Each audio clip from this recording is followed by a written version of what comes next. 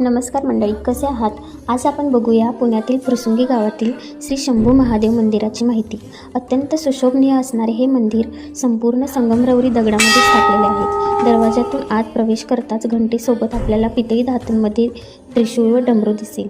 सभामंडपातील नंदी महाराजांचे दर्शन घेऊन पुढे गेलात तर डाव्या बाजूला श्री गणपतीची मूर्ती दिसेल. हा लंबोदर खरंच खूप गोड आहे. मुख्य गाभाऱ्यात एकाच वेळी 2 शिवलिंग आपल्याला बघायला मिळतील. ज्यावेळी आपण त्या शिवलिंगावर माथा टेकतो, प्रत्यक्षात शिवांचे दर्शन घडते. गाभाऱ्यातून बाहेर आल्यावर उजव्या बाजूला प्रभू श्रीराम, माता सीता, बंधू लक्ष्मण आणि मारुतीराय यांचे दर्शन घडते. सभामंडपातील कोरीव काम अगदी बघण्यासारखे आहे.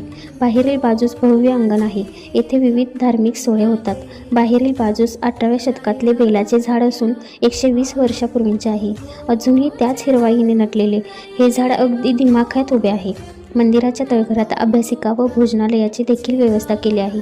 वेळोवेळी आरती होते. स्वच्छता देखील राखली जाते. एकंदरीतच हे मंदिर अद्भुत असल्याची जाणीव होते. तुमचंही मन कधी नकारात्मकतेने भरलेले असेल तर एक वेळ या मंदिराला अवश्य भेट द्या.